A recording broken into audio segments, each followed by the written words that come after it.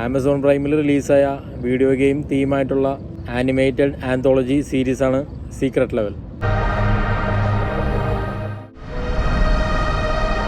അപ്പോൾ നമ്മളെല്ലാം കാലാകാലങ്ങളായിട്ട് കളിച്ചിരുന്ന അല്ലെങ്കിൽ കളിച്ചുകൊണ്ടിരിക്കുന്ന നമ്മളുടെ എല്ലാം ഫേവറേറ്റ് വീഡിയോ ഗെയിംസ് എന്നുള്ള ഒരു ഷോർട്ട് എപ്പിസോഡ് എന്നുള്ള രീതിയിലാണ് ഈ സീരീസ് ഡിസൈൻ ചെയ്തത്.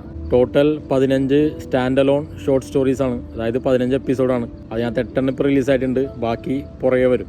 അപ്പോൾ 3rd എപ്പിസോഡ് നോക്കാം. New world, the once and future king.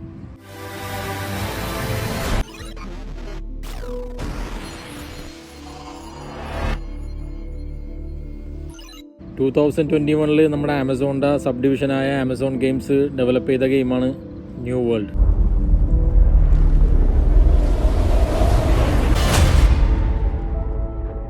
ഒരു MMORPG ജോണറിൽ വരുന്ന ഗെയിമാണിത്.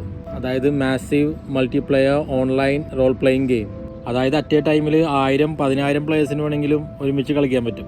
അതേ ജോണറിൽ വരുന്ന ലെജൻഡറി ഗെയിമായ വേൾഡ് ഓഫ് ടാങ്കിൻ്റെ സക്സസും ഫാൻ ബേസൊക്കെ കണ്ടിട്ടാണ് അവർ ഈ ഗെയിം ഡെവലപ്പ് ചെയ്തത്. ആ ഗെയിമിൻ്റെ അതേ ബിസിനസ് മോഡലിനാണ് അവർ ഇതിനും ചെയ്യാൻ ഉദ്ദേശിച്ചത്, അതായത് ഫ്രീ ടു പ്ലേ ഗെയിം. അപ്പോൾ ഇനീഷ്യൽ ടൈമിൽ അവർ അങ്ങനെ തന്നെ ഫ്രീ ആയിട്ട് തന്നെയാണ് അവർ ഈ ഗെയിം ലോഞ്ച് ചെയ്തത്. ബട്ട് ലേറ്റർ ഓൺ അവർ പെയ്ഡ് ആക്കി, സബ്സ്ക്രിപ്ഷൻ ബേസ്ഡ് ആക്കി. അപ്പോൾ ഇനീഷ്യൽ ടൈമിൽ സൈനപ്പ് ചെയ്ത ആൾക്കാർക്ക് അത് ഇപ്പോഴും ഫ്രീ ആയിട്ട് തന്നെയാണ് കിട്ടുന്നത്. ബാക്കിയുള്ളവർ പെയ്ഡ് വേർഷനാണ് ഇപ്പോൾ ഉപയോഗിക്കുന്നത്. ഒരു മിക്സ്ഡ് ആവറേജ് റെസ്പോൺസാണ് ഈ ഗെയിമിന് കിട്ടിയെങ്കിലും ബട്ട് ആ ഇറങ്ങിയ വർഷം one of the most played ഗെയിമായിരുന്നു സ്റ്റീമിൽ ദ ന്യൂ വേൾഡ്. ആ ഗെയിമിൻ്റെ ഒരു മേജർ അപ്ഡേറ്റ് ഈ കഴിഞ്ഞ ഒക്ടോബറിൽ ന്യൂ വേൾഡ് എറ്റേൺ എന്നുള്ള പേരിൽ റിലീസായിരുന്നു. അപ്പോൾ സീരീസിനെ കുറിച്ച് പറയുകയാണെങ്കിൽ, ഒരു അപകടത്തിൽപ്പെട്ട് എൽസ്ട്രോം എന്ന് പറഞ്ഞൊരു കിങ്ങും അയാളുടെ അഡ്വൈസറായ സ്കവോളെ ഒരു ഐലൻഡിൽ എത്തിപ്പെടുന്നു. അപ്പോൾ ലോകം മുഴുവൻ പിടിച്ചടക്കാൻ വേണ്ടി നടക്കുന്ന വീരാളി വില്ലനായ കിങ്ങാണ് നമ്മുടെ എൽസ്ട്രോം. നമ്മുടെ അർണോൾഡ് ഷ്വാസ്നഗറാണ് കിങ് ആയ എൽസ്ട്രോമിന് വോയിസ് കൊടുത്തേക്കണം. അപ്പോൾ ഈ ഐലൻഡ് കാണുമ്പോൾ ഈ ഐലൻഡും തനിക്ക് വേണമെന്നുള്ളൊരു ആഗ്രഹം വരും. അപ്പോൾ കൂടെ സഹായികളും സന്നാഹങ്ങളൊന്നും ഇല്ലെങ്കിലും ഒറ്റയ്ക്ക് നമ്മുടെ ബാഹുബലിയായ എൽസ്ട്രോം അവിടുത്തെ കിങ്ങായ സിമാനായിട്ട് ഫൈറ്റിന് പോകും. അപ്പോൾ ആ ഐലൻഡ് ഒരുപാട് പ്രത്യേകതയുള്ള ഐലൻഡാണ്. അപ്പോൾ ആ ഐലൻഡിനെ കുറിച്ചും തന്നെക്കുറിച്ചും എൽസ്ട്രോം പിന്നീടുള്ള സംഭവങ്ങളിലൂടെ മനസ്സിലാക്കുകയാണ്.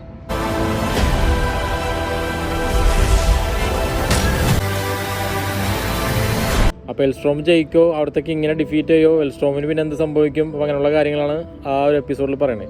വളരെ ഇൻട്രസ്റ്റിംഗ് ആയ ഒരു ഫൺ ടു വാച്ച് രീതിയിലാണ് അതിൻ്റെ നറേഷൻ.